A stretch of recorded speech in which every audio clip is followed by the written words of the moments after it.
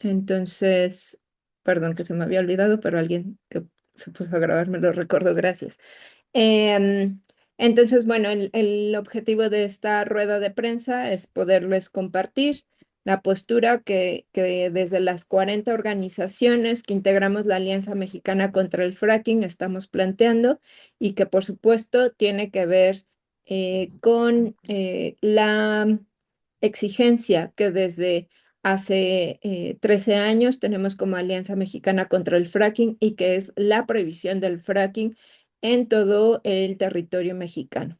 Es decir, vemos con mucho gusto y con satisfacción que al menos estén considerando reservas para la cuenca Tampico-Misantla, es decir, para la zona sur de Tamaulipas, Veracruz, los estados de San Luis Potosí, incluyendo la Huasteca Potosina, Hidalgo y Puebla. Sin embargo, según estos anuncios que están dando desde Presidencia y el Comité Científico, sí se abriría la posibilidad de desarrollar pozos piloto de fracking en el noreste del país, es decir, en estados como Coahuila, Nuevo León y el norte de Tamaulipas, donde se encuentran las cuencas Burgos y Burro Picachos.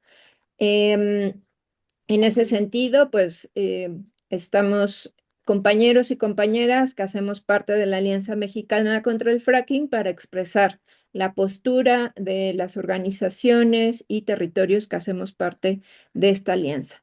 Entonces, quisiera pasar la palabra primero a mi compañera Beatriz Olivera, que es de la organización En Genera, que también hace parte de la Alianza Mexicana contra el Fracking, para que nos pueda compartir el encuadre de los aspectos económicos de desarrollo del fracking no convencional y los riesgos que aún persistirían para el noreste del país. Adelante, Beatriz.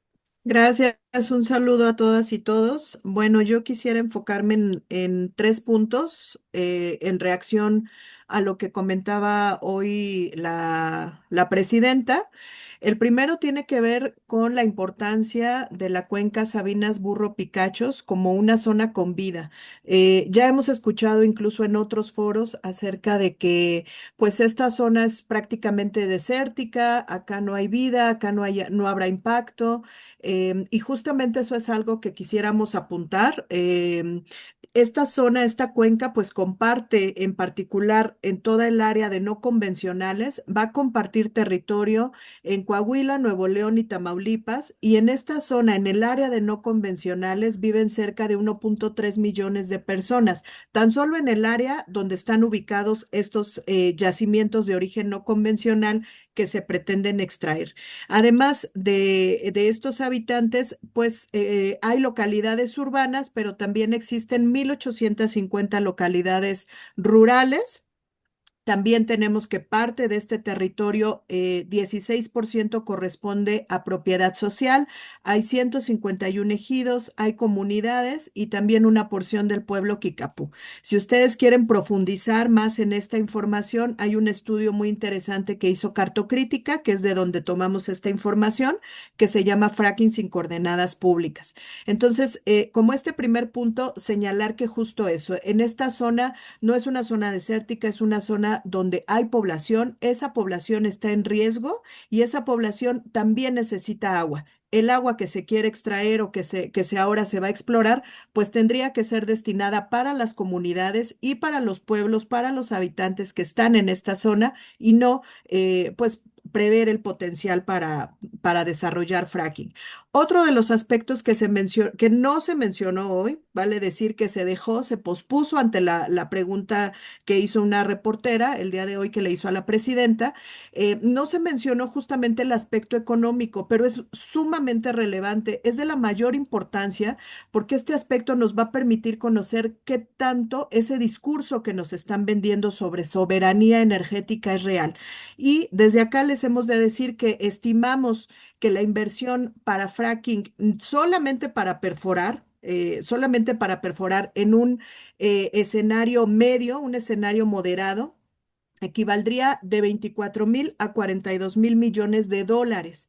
Esto es para perforar de 2.000 a 3.500 pozos. Y en ese sentido, en comparación con el presupuesto que tiene Pemex, que recibe Pemex, este presupuesto, esta inversión que se requeriría, puede ser entre 2 y 4 veces el presupuesto que recibe la paraestatal solamente para la operación en hidrocarburos. ¿A qué voy con esto? Aquí es muy importante que de ahora en adelante cuestionemos, si ustedes como prensa nos ayuden cuestionando el aspecto económico de todas estas, todos estos planes de realizar fracking. ¿Por qué? Porque hay dos vías. Una que es la menos viable y que incluso pues no se ha colocado así en el plan estratégico de Pemex, que es un mayor endeudamiento. Esto es a través del presupuesto de egresos de la Federación. Yo les invito a que revisemos el próximo mes cómo va a venir ese presupuesto de egresos de la Federación y qué tanto se va a estar inyectando justo a los proyectos del norte, porque allí nos vamos a dar cuenta cuál es esa inversión que se está planeando. Y dos, a través de contratos mixtos con empresas privadas, que justo esta es la parte que más nos preocupa, porque estamos hablando o el gobierno está hablando, está apuntando hacia una soberanía energética en nuestro país, hacia incrementar esta soberanía, pero lo que no nos está diciendo es que es muy probable que estos proyectos, si es que se realizan, se hagan con capital privado a través de contratos mixtos con estas grandes empresas estadounidenses, que son las que tienen hasta ahora la mayor experiencia en Estados Unidos. Y me voy a referir al tercer punto, que tiene que ver con una breve reacción a las 4 estrategias que hoy nos mencionaban para fortalecer pues justo la soberanía energética. Eso es lo que se plantea. Uno, se plantea aumentar la generación eléctrica con energías renovables, lo cual por supuesto pues es lo que buscamos, ¿no? Buscamos desacoplar el modelo fósil, la energía del modelo fósil, pero nos falta precisar cómo se hará o cómo se alcanzará esa meta que dieron hoy del 38% de generación al 2030.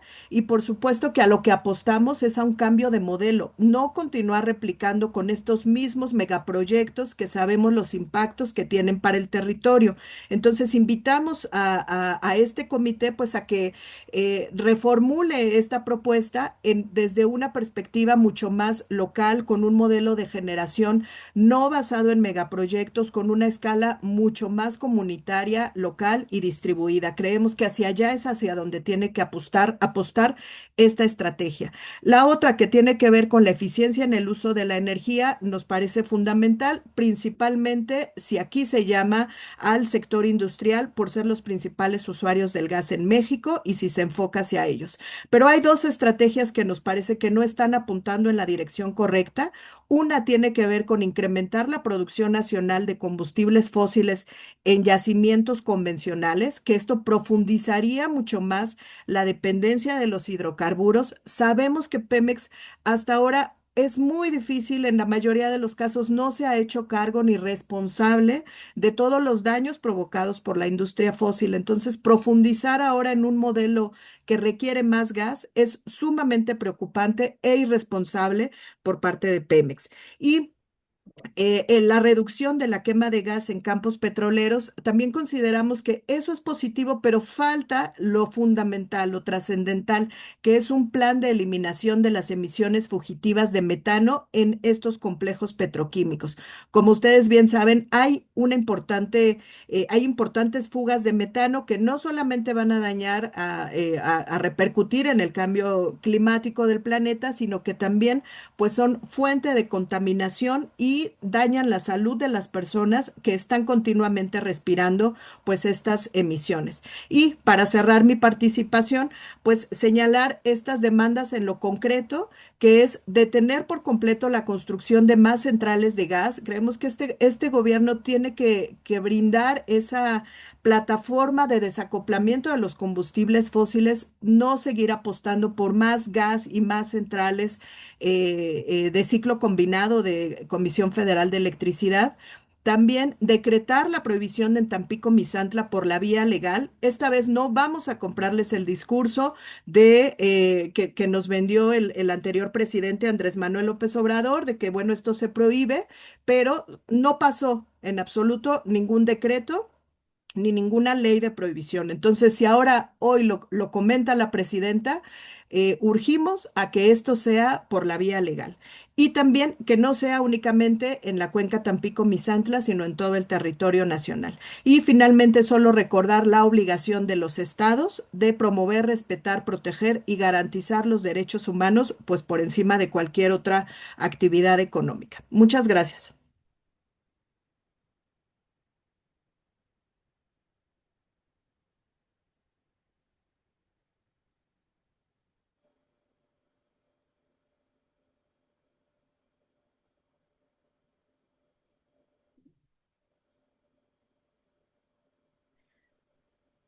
Tu micrófono está silenciado, Alejandra. Gracias, perdón.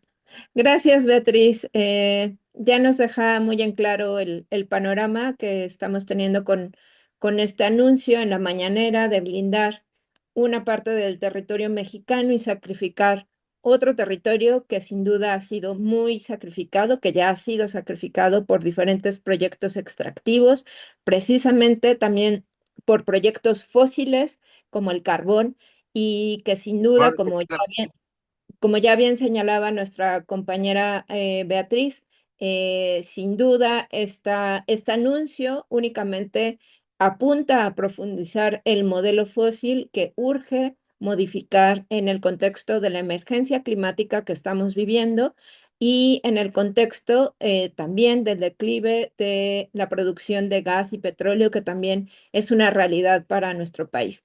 Em, entonces voy a pasarle la palabra a la compañera Cristina Auerbach, quien es parte del colectivo Familia Pasta de Conchos y también del colectivo Noreste Sin Fracking, para que también nos pueda compartir la postura del colectivo Noreste Sin Fracking y de las comunidades de Coahuila. Adelante, Cristina. Gracias, Alejandra. Buenas tardes. Gracias por acompañarnos a todos y a todas.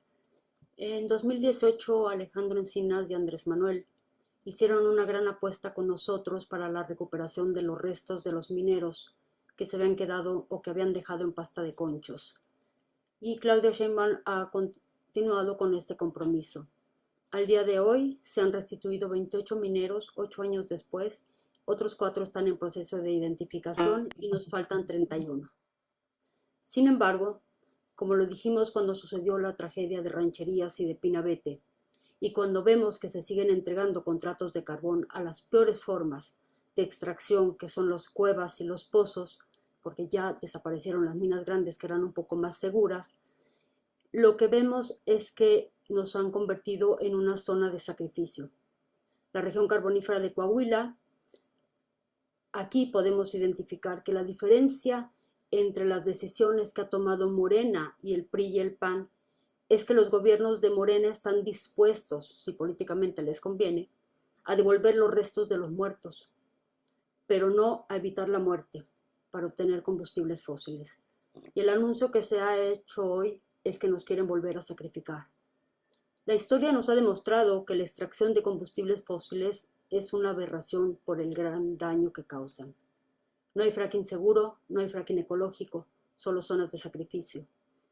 Lo hemos vivido en esta región por más de un siglo y con la muerte de más de 3.000 mineros, de miles de niños huérfanos, de miles de viudas y de miles de padres y de madres como los de Pasta de Conchos que tienen que luchar 20 años para que les entreguen los restos de su hijo.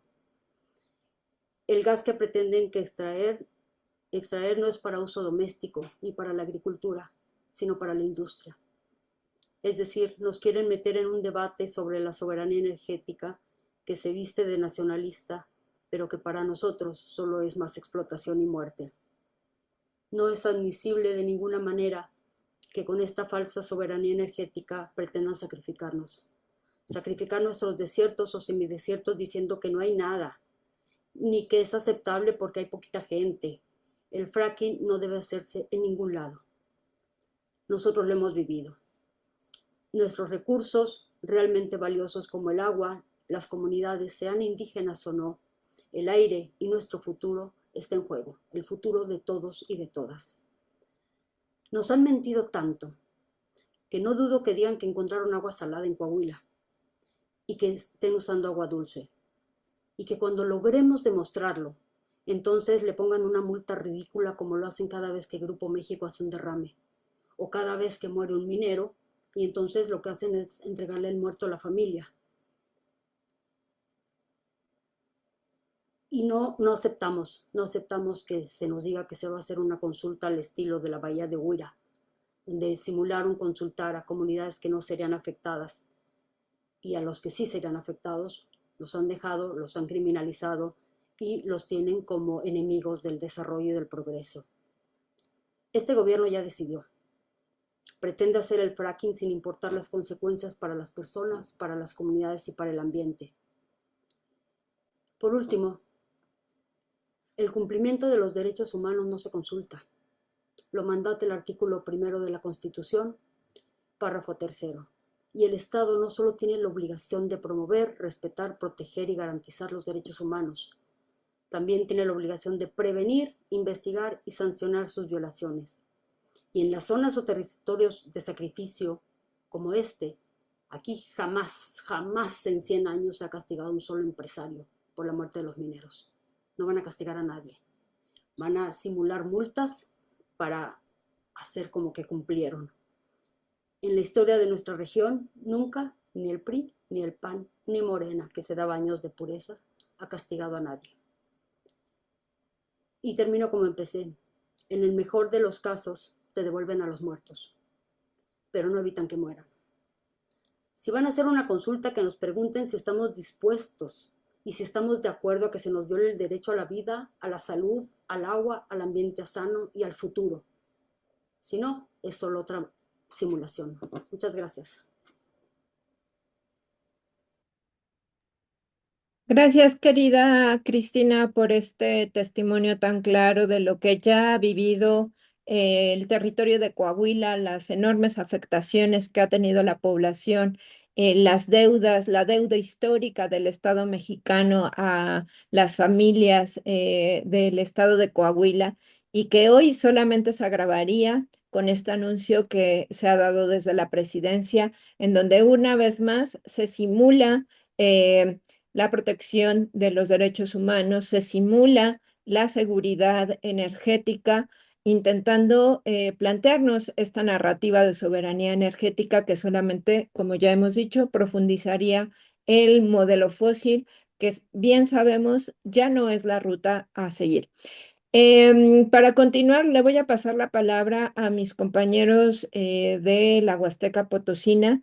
Voy a pasarle la palabra primero a Rogel del Rosal Valladares de COSIP y la Contraloría Autónoma del Agua de la Huasteca Potosina, para que también nos pueda comentar la postura desde la Huasteca Potosina, uno de los territorios que se ha dicho en la mañanera quedaría resguardado, pero que como ya hemos señalado, pues eso no nos garantiza que realmente se resguarde. Hasta que no exista por ley ese resguardo, no podemos estar con esta certeza de lo que han dicho. Adelante, Rogel. Sí, buenos días a todos, buenas tardes. Este, bueno, en primer lugar lo que podríamos decir es de que se podría considerar un avance limitado el anuncio que se ha dado, falta decretarlo, falta un decreto y además faltaría prohibirlo a nivel nacional, porque sin duda que el planteamiento que se tiene hasta ahorita no resuelve el asunto de la soberanía energética. Nosotros necesitaríamos además continuar la lucha y el trabajo organizativo, porque nunca se habló tampoco de petróleo, solo se habló de gas. Y la región Tampico-Misantla tiene mucho petróleo, mucho aceite, también no convencionales. Entonces, el planteamiento nuestro de que continuaremos luchando no solo por la prohibición del fracking, sino también en contra del uso de cualquier otro método que implique eh, afectaciones al agua, a la tierra, al aire y a las poblaciones. Entonces vamos a continuar con el levantamiento de actas de asamblea comunitaria en todas las comunidades, rechazando ese método y otros de extracción de hidrocarburos. Vamos a continuar con el levantamiento de actas de cabildo en el mismo sentido, para no autorizar cambio de uso de suelo, de acuerdo al artículo 115 de la Constitución, que les faculta para ello. Ya ahorita, de los 17 municipios que se encuentran en los polígonos, por lo menos tenemos asegurados 15 para no autorizar cambio de uso de suelo. Nos faltarían 2, pero es posible lograr el 100%. La otra actividad es continuar con,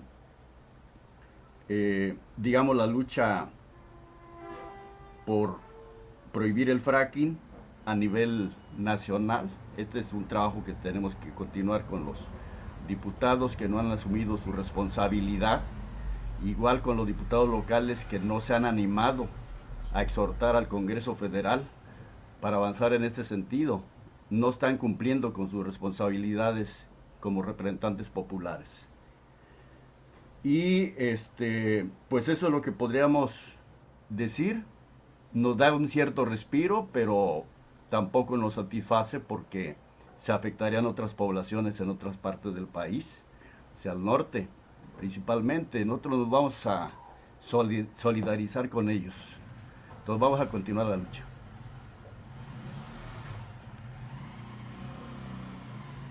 Gracias, Rogel. Le pasamos la palabra también a Yesenia Jocabet Antonio Pérez, quien es parte de CEDEPAC y la Contraloría Autónoma del Agua de la Huasteca Potosina.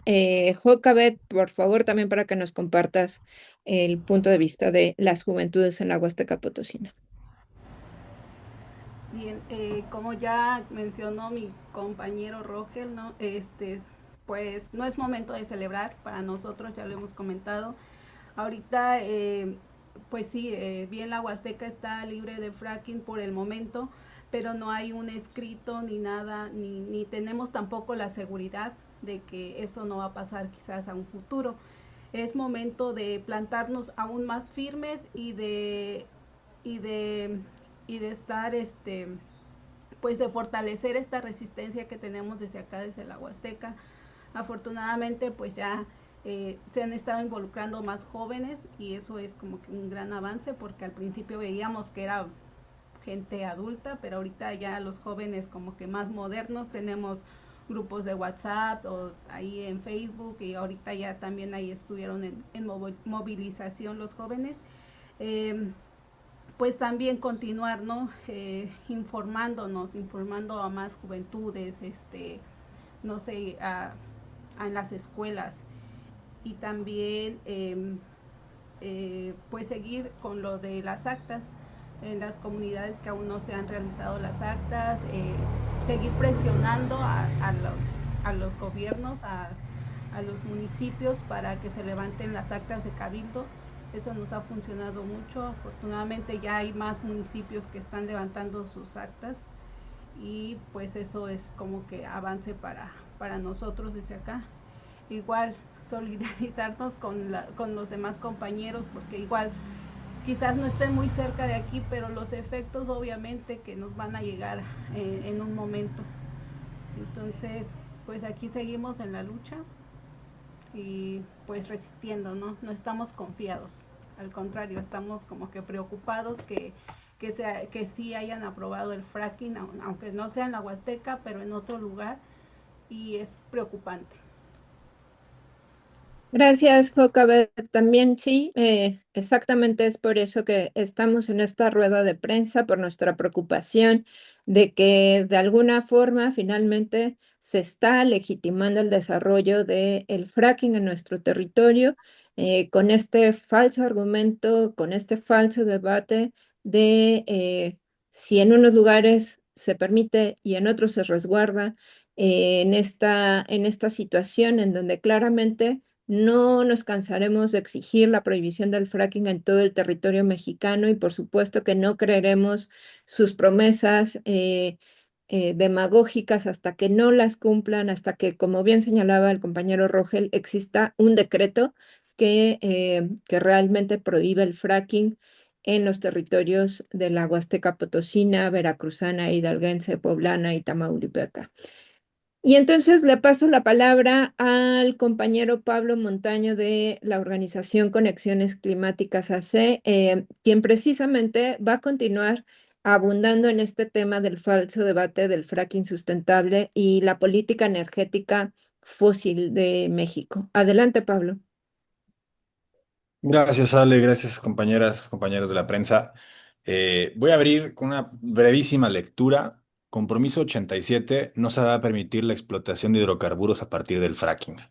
Este es uno de los 100 puntos que presentó en su campaña la presidenta Claudia Sheinbaum. Hoy le contestó mal, le dio una mala respuesta al periodista Lord Molecule al decirle que nunca se había prometido no hacer fracking. Ahí está el compromiso 87 para quien quiera revisarlo. Hoy estamos frente a una disonancia discursiva muy clara, ¿no? Por un lado se ponen salvaguardas y medidas de mitigación del fracking y por el otro dicen que no se ha aprobado nada todavía, pero esta es una antesala para el fracking. El comité está poniendo candados que, de aplicarse cada uno de ellos, volverían en gran medida inviable el fracking en el país. Y al mismo tiempo vemos a la presidenta y sus funcionarios celebrar, ¿no?, los avances en estas posibilidades de exploración de otro fracking que sabemos que no existe. Esta disonancia se refleja claramente en la política energética, la apuesta que hoy estamos viendo y las proyecciones que presentaban de extracción de hidrocarburos por el comité de la propia presidenta, ponen una política energética que sigue siendo profósil, sigue dependiendo enteramente, a pesar de que la recomendación número uno del día de hoy hablaba de las energías renovables. La realidad es que esa apuesta energética sigue estando exclusivamente en los combustibles fósiles. El modelo de consumo de energía, no hay manera de desacoplarlo de los combustibles fósiles si se insiste en una política de este tamaño de consumo. Y eso es lo que hoy vimos de nuevo, ¿no?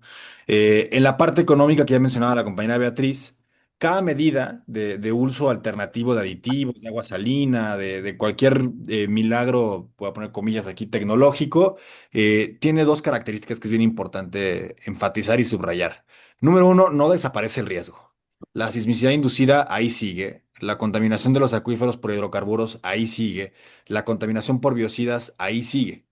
Y número dos, cada medida presumida al día de hoy eleva el costo hasta volverlo inviable.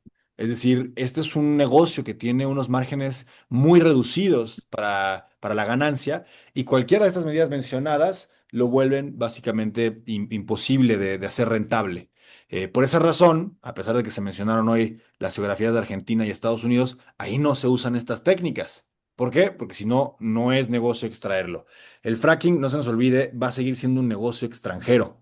Las empresas de servicios de extracción de Estados Unidos hoy celebran el concepto de soberanía energética porque saben que nos la van a vender, porque quienes tienen la tecnología y la técnica para hacerlo son estas empresas, ¿no? Y lo más peligroso de todo, segundo punto, sería que se pretendiera subsidiar a las empresas extranjeras para que su negocio sea rentable. Le subsidia, pueden cerrar el audio, gracias. Pueden terminar subsidiando a las empresas extranjeras para que hagan negocio extrayendo el gas, para que otras empresas extranjeras hagan negocio quemándolo en sus procesos industriales. Es el riesgo frente al que estamos el día de hoy. Y por último, y nada más como para aprovechar que estamos en una rueda de prensa tipo virtual, cuando volteamos a ver cómo se ven esas aguas, esos desperdicios que sugerían que se les llamara de otra manera, vemos que son piscinas contaminadas, que están al aire libre con emanaciones. No hay manera de hacer economía circular, también son parte de las mentiras que se dijeron el día de hoy. No hay manera de hacer economía circular con los desperdicios que provoca el fracking. Son venenos, son residuos tóxicos que hoy la industria no sabe qué hacer con ellos y que están descansando en piscinas gigantescas en Argentina, en la Patagonia y en Texas, porque no hay dónde más ponerlo, o en pozos letrina que también provocan fracturas, que también provocan sismos. Ese sería como lo que cubriríamos en este aspecto, Alejandra. Muchas gracias, Pablo. Pues sí, con mucha claridad esta falsedad, ¿no? Del fracking sustentable que, como bien comentaba Pablo, pues al final del día no ofrecieron respuestas tanto al compromiso que se hizo en campaña, el compromiso que ya existía con el presidente, con el expresidente Andrés Manuel López Obrador y que siga sin cumplirse, aun cuando estén señalando que habrá una salvaguarda para los territorios de la cuenca Tampico-Misantla. Entonces, bueno, esta es la realidad, la sismicidad, la contaminación a las fuentes de agua, em, los daños, esos siguen sin resolverse. Y sí, celebramos que al menos se reconozca que el fracking pues implica daños a la población, que esto se esté considerando como uno de los elementos que han tenido en cuenta para resguardar a la Huasteca Potosina, digo, a la cuenca Tampico-Misantla por aspectos demográficos y ambientales, pero lo cierto es que eso no es suficiente para proteger al país de esta grave técnica destructiva. Y una técnica que además hay que decirlo, ya se ha desarrollado en el país en yacimientos convencionales con impactos también gravísimos. Como ya comentaba Rogel, la cuenca Tampico-Misantla es una cuenca con una riqueza en yacimientos convencionales y que sobre esos lo que han dicho es que van a continuar desarrollándolos. Y esos yacimientos en la cuenca Tampico-Misantla, en particular en estados como Veracruz y Puebla, han sido explotados ya con fracking. Y para ello está aquí también para contarnos lo que ya ha sucedido en esta cuenca Tampico-Misantla, en estados, en el Totonacapan veracruzano y poblano. Está aquí el compañero Rodolfo Viviano para contarnos también lo que ya ha sucedido en este territorio y cuál es la postura también de las comunidades del Totonacapan. Adelante, Rodolfo. Muchas gracias, Ale. Buenos días, buenas tardes para todos, para todas. Decirles que desde Veracruz, en la región del Totonacapan, estuvimos muy pendientes, atentos al anuncio de la presidenta y de las recomendaciones del comité de expertos. Y por un lado, reconocemos que después de un montón de años de lucha de las comunidades hoy, la ciencia y el gobierno reconocen que en la cuenca Tampico-Misantla pues no debe ser destinada a nuevos proyectos de gas no convencional, y es lo que también desde los territorios hemos estado denunciando constantemente. Sin embargo, no podemos permitir que este anuncio pues haga invisible una realidad que nosotros en las comunidades vivimos todos los días desde hace varias décadas. En el Totonacapan hablamos desde nuestro diario vivir. Hemos visto y en muchos momentos hemos señalado y hemos denunciado contaminación de nuestros ríos, desaparición de los manantiales, microsismos, que estamos conviviendo todos los días con los mecheros, que el cáncer se vuelve más común, que hay dolores de cabeza, que hay náuseas, que hay derrames, que hay contaminación a los cultivos, que hay emisiones de gas, etcétera. Y estas afectaciones las hemos vivido gracias a la extracción de hidrocarburos que se hace de manera no convencional. Y eso es algo de la cual en la mañanera de hoy no se habló. O sea, la presidenta no está hablando de esos impactos que se realizan de manera convencional. Entonces, y esa técnica es igual de peligrosa, que decir con total claridad para nosotros como comunidades, los impactos de la extracción petrolera que se ha desarrollado en nuestro territorio, pues son reales y siguen presentes. Por lo tanto, la discusión no puede reducirse únicamente al gas no convencional, mientras continúa respaldándose desde el gobierno pues un modelo de extracción de hidrocarburos que ha generado graves afectaciones, y en Veracruz nosotros lo estamos viviendo. Entonces no aceptamos que se nos diga que el problema en Tampico-Misantla ya terminó.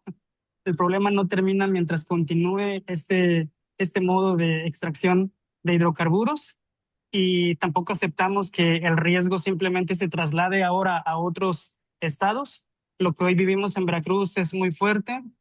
es imperdonable y no es justo que ahora Coahuila y Tamaulipas ahora los quieran convertir en nuevas zonas de sacrificio como lo hicieron en nuestro estado de Veracruz. Por eso, pues exigimos que se garantice jurídicamente que no habrá nuevos proyectos de gas no convencional en nuestra región, eh, y además pues que se reparen los daños que hemos vivido durante décadas. Entonces, eh, no aceptamos más pozos y estamos en total, lo decimos fuerte y contundente, no al fracking, ni hoy ni nunca.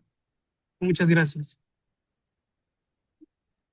Gracias, Rodolfo. Y claro, a ese ni hoy ni nunca sumamos ni aquí ni allá, porque este anuncio que han hecho de blindar Tampico Misantla y desarrollar fracking en el noreste, sin duda es una un doble discurso. Y por supuesto, desde la Alianza Mexicana contra el Fracking exigimos que el gobierno explique por qué la protección social y ambiental que hoy se le está reconociendo a Tampico Misantla, no aplica también para las comunidades de Coahuila, Nuevo León y Tamaulipas, cuando la vida, el agua y el territorio de esas poblaciones valen lo mismo y están también en riesgo, al igual como ya han sido expuestos los territorios de Tampico Misantla. Sin duda, el fracking, con este anuncio, no hay una garantía sobre la protección al agua. Tampoco hay una garantía de resguardos por las situaciones de inseguridad que ya viven los territorios del noreste del país, como Tamaulipas, donde la inseguridad es gravísima y esto solamente la incrementaría. Tampoco hay ninguna garantía sobre la contaminación, la sismicidad, las fugas de metano que sin duda, en este caso, pues no podemos dejar de mencionar la gravedad de lo que ya vimos sucede en territorios como Las Chuapas, que por 5 meses fue contaminada sistemáticamente por Pemex sin que exista un plan de remediación integral, sin que exista sanciones para Pemex. En ese contexto es en el que hoy en día, en el que hoy están anunciando que el fracking irá en el noreste del país. Sin duda, celebran, reconocemos, más que celebrar, reconocemos que al fin lleguemos al punto en que se reconoce la gravedad del fracking en el sentido de los daños ambientales y sociales que implica, pero lamentamos que sean unos territorios los que se protejan y que se sigan sacrificando territorios como Coahuila, que ya ha sido sacrificado y continuaría siendo sacrificado en este contexto. Con esto cerramos las intervenciones de nuestro lado y abrimos un espacio para preguntas del lado de quienes nos están acompañando. Elia Almanza nos está levantando la mano. Adelante, Elia, si quieres plantear tu pregunta directamente. Sí, gracias también por las exposiciones valiosas todas. Preguntarles si en este contexto, bueno, ya lo decías ahorita el último, Alejandra, es valioso, se reconoce que se esté haciendo este planteamiento de la gravedad, pero consideran que podría ser también tramposo lo que plantea hoy el gobierno de la presidenta Claudia Sheinbaum, porque dicen, bueno, finalmente podría terminar o eventualmente en una aprobación del fracking, ¿no? Y lo que piden ustedes es que se prohíba en todo el territorio nacional, por una parte. Y la segunda pregunta sería, ¿qué impresión tienen desde pues, su experiencia, conocimientos y saberes de que la presidenta Claudia Sheinbaum haya cambiado esta postura? No, que no nada más lo vemos en este tema, sino en muchos más y en otros más, ya lo citaban aquí también en el chat, este compromiso que hace y que también está en video y es público, ¿no? Lo dice tal cual esta prohibición y hoy vemos cómo hace muchas maromas para finalmente hacer lo que hace o terminar avalando el fracking o decir que no lo dijo. ¿A qué consideran ustedes desde su lectura que podrían ser esta postura? Muchas gracias. Gracias a ti, Elia. Compañeros, ¿quién quisiera contestar la pregunta de Elia? Y las siguientes vamos a sumar 3 para que sea más fluido. O sumamos de una vez otra más y quienes quieran ir contestando. Adelante, Lourdes, por favor. Hola, buenas tardes. Lourdes López, corresponsal de Excelsior en Veracruz. Preguntarles de las acciones que han emprendido en las Choapas, que hicieron un trabajo muy bien documentado, que algunos retomamos. Preguntarles, en este caso, ¿hay alguna instancia a la que se pueda acudir más allá de los tribunales federales, locales, porque ya vimos que pues pareciera que no están actuando en consecuencia? ¿Qué va a pasar después? Porque se sigue viendo que pues esto va a avanzar, es un interés económico tremendo y no hay pues respuesta de las autoridades. Oye, más bien hay hasta pues digamos que hasta criminalización, los señalamientos en contra de quienes están de alguna manera señalando todos estos casos de contaminación. Entonces, preguntarle si se puede acudir a alguna instancia internacional o se va a hacer por parte de las organizaciones que están participando. Gracias. Gracias, Lourdes. Le pasamos la palabra a Emilio y ahí hacemos un corte para que puedan responder mis compañeros y compañeras. Adelante, Emilio. Gracias, Alejandra. Buenas tardes. Dos preguntas. ¿Qué lecciones sacan ustedes en todos estos términos financieros, energéticos, ambientales, de los 24 o 28 pozos no convencionales que Pemex ha fracturado a lo largo de este siglo? Y dos, ¿cuál es el estado de la regulación del marco legal para proceder con estos proyectos piloto en las otras dos cuencas, en los tres estados, Nuevo León, Tamaulipas y Coahuila? Gracias. Gracias, Emilio. Beatriz, Rogel, ¿quién quisiera empezar a contestar? Sí. Adelante, Rogel. Sobre las dos primeras preguntas, nos gustaría decir lo siguiente. Sí es tramposo el planteamiento porque estaríamos aceptando, digamos, legitimando la actuación del gobierno en torno a una práctica que admite que es nociva, Y esto está ligado con la segunda pregunta sobre el cambio o aparente cambio de la presidenta. ¿A qué se debe? Pues a que la zona Tampico-Misantla, además, sobre dos cosas principalmente: la fuerza argumentativa dentro del equipo de expertos. Hubo una parte, aunque minoritaria, pero con bastante equipamiento argumentativo en contra del fracking. Además, no solamente sobre la técnica, también sobre las condiciones socioambientales existentes. Y aquí entra la otra parte, que es la movilización o resistencia social. La parte del Tampico-Misantla, donde se incluye, digamos, la Huasteca Potosina y también la zona de Papantla, la Sierra Norte de Puebla, pues hay una tradición de lucha. Hay una tradición de lucha y características de los pueblos y comunidades indígenas que tienen un alto potencial de resistencia, o sea, capaz de poder detener proyectos. Aquí ya hubo experiencias de que se detuvo un gasoducto, se tuvo la experiencia en el 2018 de que se detuvo todo el proceso de licitaciones, y ahora resurge este movimiento y creo que midieron políticamente la situación. Entonces el peligro sigue existiendo y por eso nosotros tenemos que continuar el proceso de organización y de resistencia, porque mientras tengamos toda esta riqueza en el subsuelo, las ambiciones van a seguir existiendo. Entonces, Incluso si se prohibiera el fracking, como quiera, no es razón suficiente o determinante como para dejar de luchar y de trabajar por la defensa del territorio. Gracias. Claro, Rogel, continuaremos en la lucha. Pablo, y luego le paso la palabra a Beatriz. Por favor, todavía tenemos algunas preguntas. Sí, muy rápido.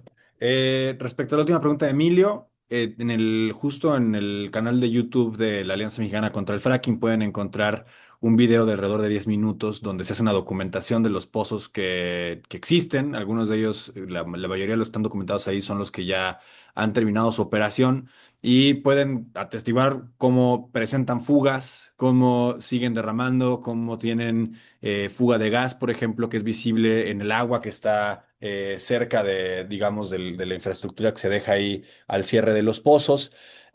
Y la operación regular convencional, pues tiene siempre casos que estamos cubriendo y documentando desde la Alianza Mexicana contra el Fracking, de derrames, de contaminación de arroyos, que siempre la respuesta llega tarde, como ligándolo a la pregunta que se hacía sobre el pozo CREM. Ya vimos, ¿no? Que Pemex lo primero que va a hacer es deslindarse de la responsabilidad del pozo que ellos mismos están perforando. E importante tener en cuenta, lo puse ahorita en los comentarios, el pozo CREM fue un pozo convencional y de exploración. Como lo que hoy nos dijeron que no había riesgo. Como lo que hoy estuvieron mencionando una y otra vez, como eso sí vamos a hacer. Nada más para que tengamos en cuenta que ese pozo que estuvo quemando por 150 días fue un pozo convencional y de exploración. Y eso es lo que están apuntando para buena parte del territorio. Y nada más para cerrar con la parte de la trampa que se hacía en la primera pregunta, es una antesala tramposa sin duda. Han abierto un debate donde no existe. No hay un debate sobre si el fracking causa o no causa impactos ambientales, si tiene o no daños a la salud de las personas. Eso es un hecho. Hay más de 10 años de un compendio científico que ha recopilado miles de estudios científicos de distinto tipo para juntar toda la información sobre fracking y se publica año con año. Eso tiene más de 10 años ocurriendo. Hoy lo que han hecho con el comité, creando este comité del debate de lo que es una certeza, es lo mismo que hizo la industria del tabaco en los años 60, cuando hizo su propio comité para la información pública sobre el tabaco. Eso hizo la industria del tabaco cuando buscaba evitar la regulación. ¿Qué hicieron? Abrieron un debate donde había certezas. Cuando todo el mundo que sabía que el tabaco causaba efisema pulmonar, abrimos una discusión y le ponemos títulos como comité científico y lo replicamos. Es cuanto.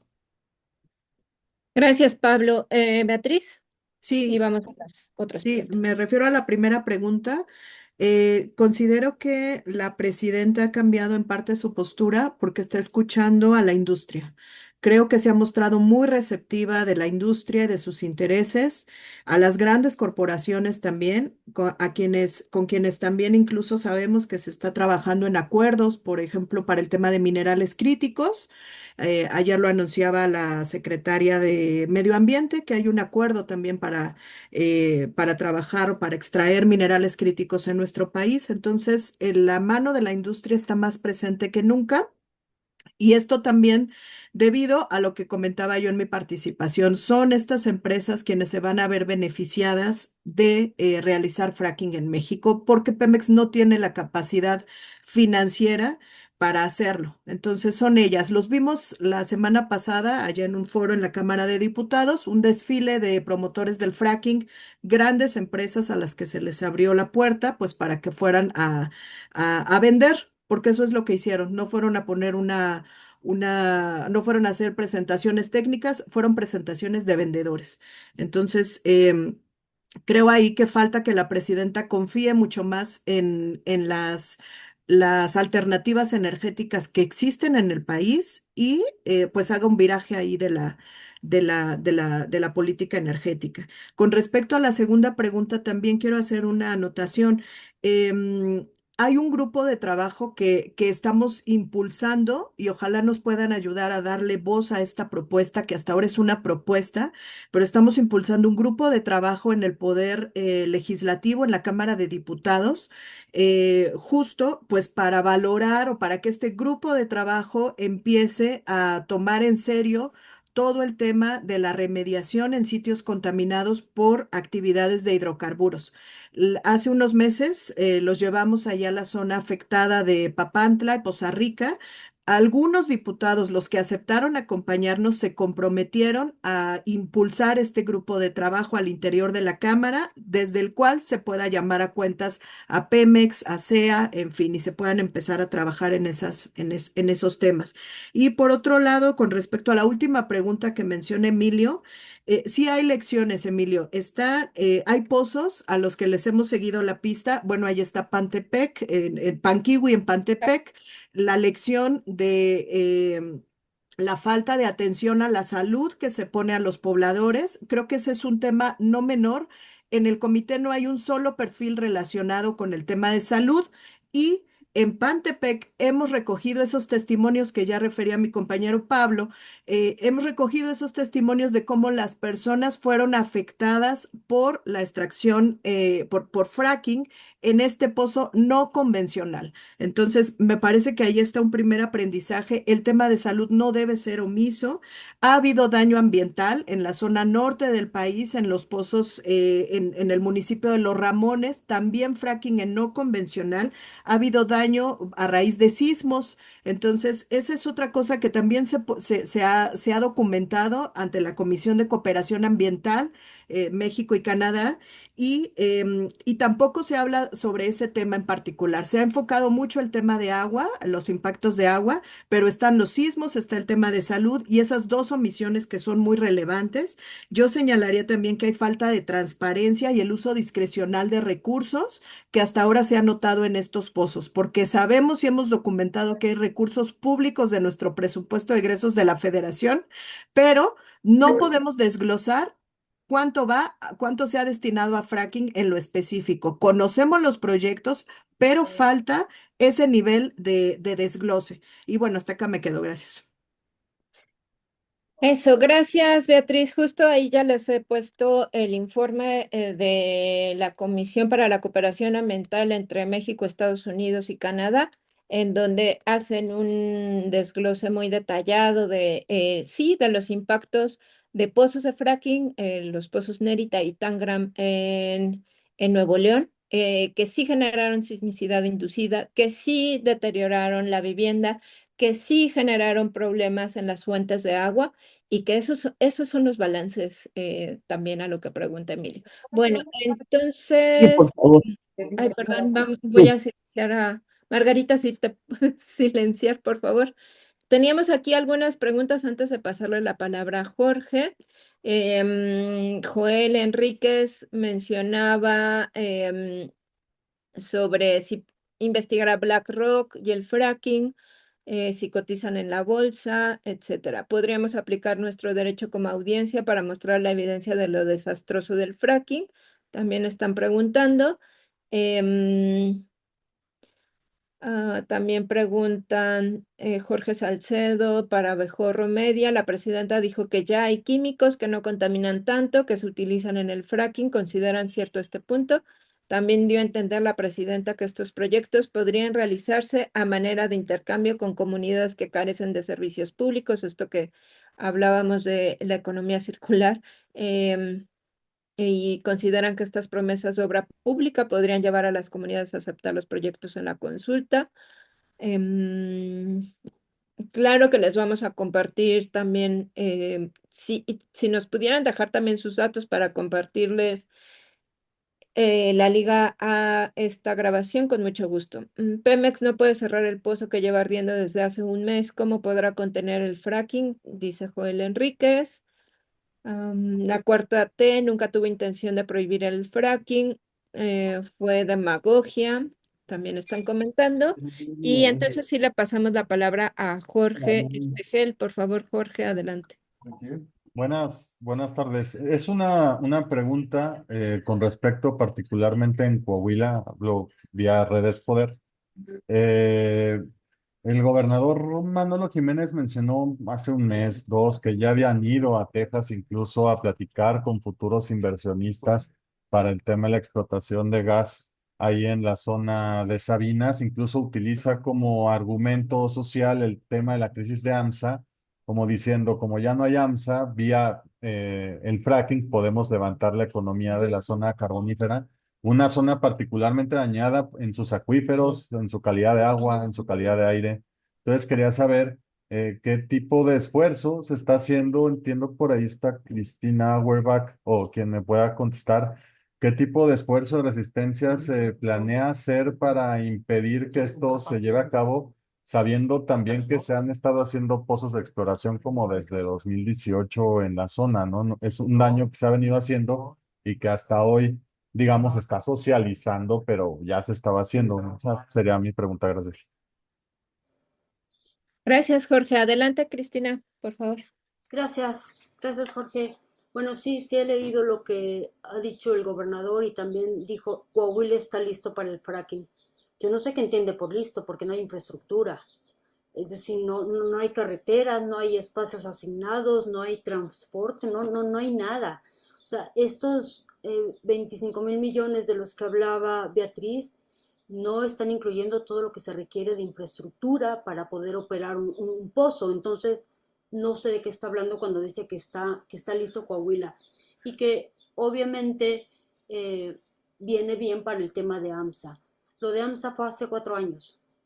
Es decir, esta es una medida que no sirve para nada. Ya los trabajadores de las minas de carbón que eran de AMSA ya están trabajando en otras minas o en maquiladora o en autoempleo. Hay mucho autoempleo que están funcionando muy bien. Ahorita está aquí un albañil en mi casa que trabajaba en AMSA.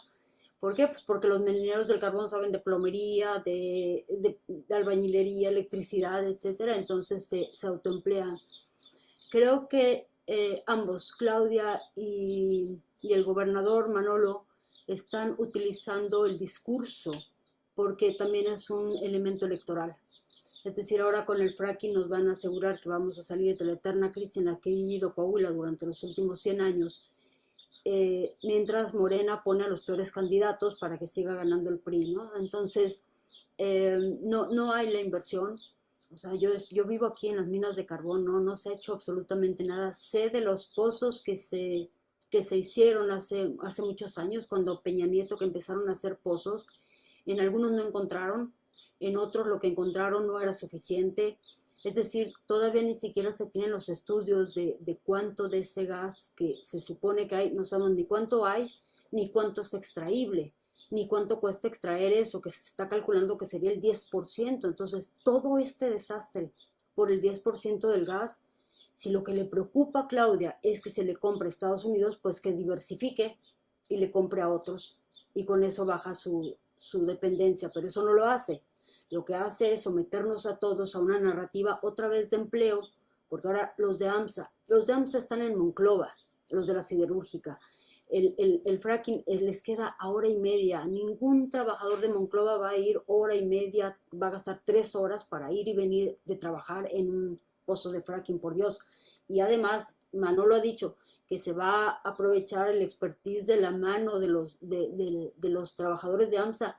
El expertise de la mano trabajadora de AMSA es el acero, no el fracking.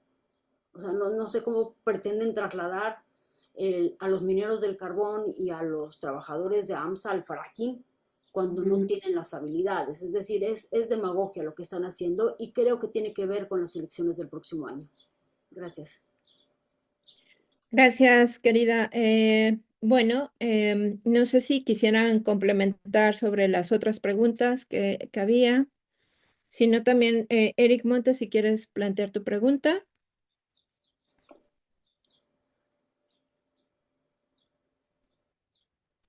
Claro, muchas gracias.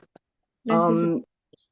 Quisiera preguntar si en este contexto que ven, bueno, que se muestra como globalmente, en el que los países del norte global han llevado una política de extractivismo hacia los países del sur global, si hay como una perspectiva de alianza con otros territorios en otros contextos del sur global en donde también se esté luchando contra el fracking, si hay como esta perspectiva de crear algún enlace o si ya se tiene.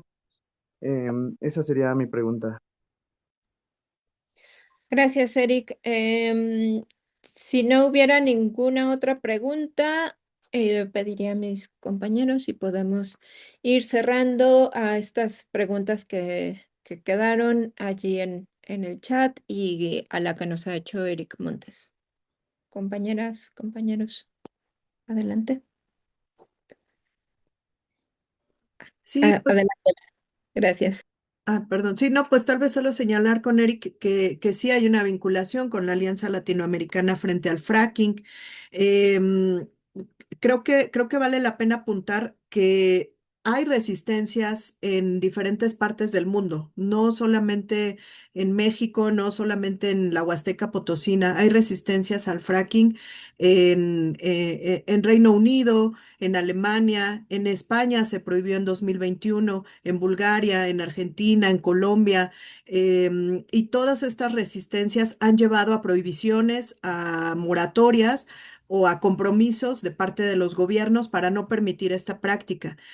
Nosotros estamos vinculados con la Alianza Latinoamericana y con otras organizaciones. También en Estados Unidos hay resistencias menores, pero también las hay por la devastación que ha habido en Texas. Pero justamente se trata o lo que yo quisiera comentar es que estas resistencias o estas prohibiciones que se han dado fueron logradas justamente por las resistencias. Entonces, no estamos pidiendo algo imposible, estamos pidiendo la protección integral del territorio, como ya se ha dado en otras partes que ya han experimentado este tipo de problemáticas y de impactos. Entonces, bueno, eso, las resistencias y los cambios que han surgido, pues han sido por eso, por la movilización y la defensa de los territorios. Creo que eso es lo que yo podría comentar sobre esta última pregunta.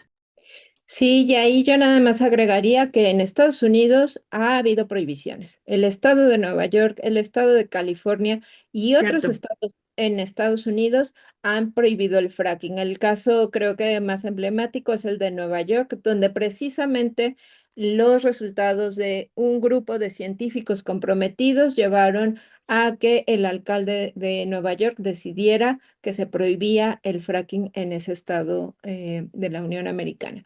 Adelante, Quentin, y les voy a compartir en este momento ya el boletín. Em, Adelante, Quentin, con tu pregunta. Sí, gracias a todos. Le quisiera preguntar dos cosas, solo un detalle sobre la cantidad de pozos que se prevé para esta fase exploratoria, como lo mencionó Beatriz, de 2.000 a 3.500.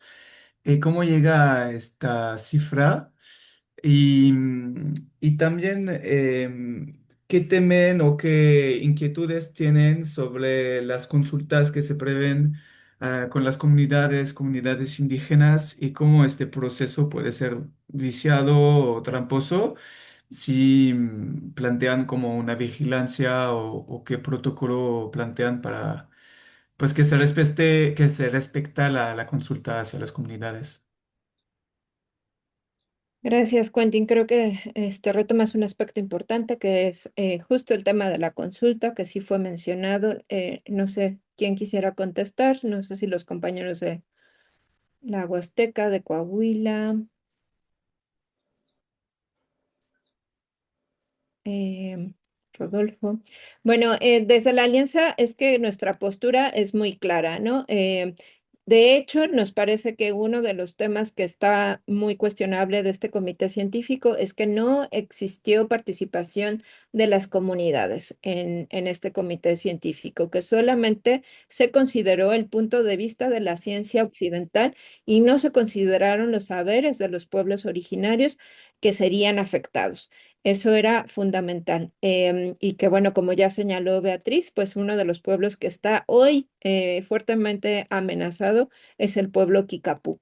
Y por supuesto que desde la alianza nuestra postura es que debe de haber un cumplimiento irrestricto de las obligaciones constitucionales del Estado de promover, respetar, proteger y garantizar los derechos humanos y que por lo tanto ahí está también el tema del derecho a la consulta de los pueblos y que en el caso de la Huasteca Potosina ellos ya han hecho un ejercicio bastante extenso de autoconsulta en donde pues ha quedado muy claro que no quieren fracking y que sin duda esta autoconsulta ha sido fundamental desde mi punto de vista para que también hubiera este viraje de proteger Tampico-Misantla.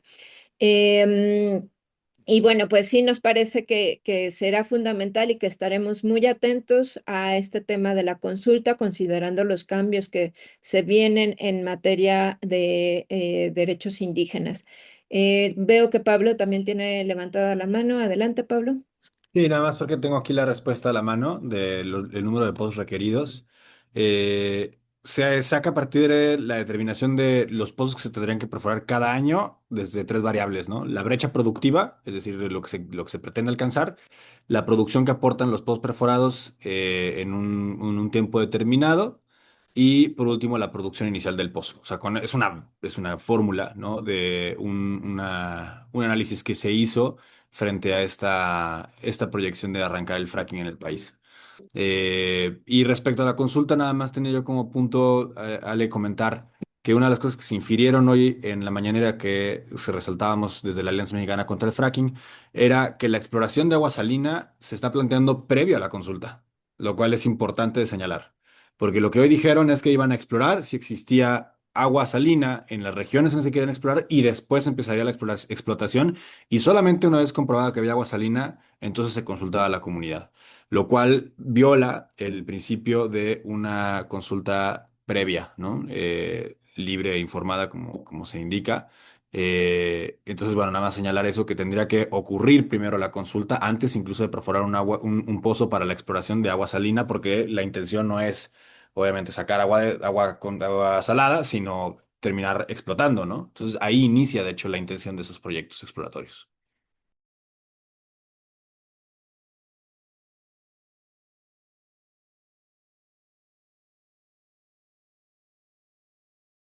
Bueno, gracias.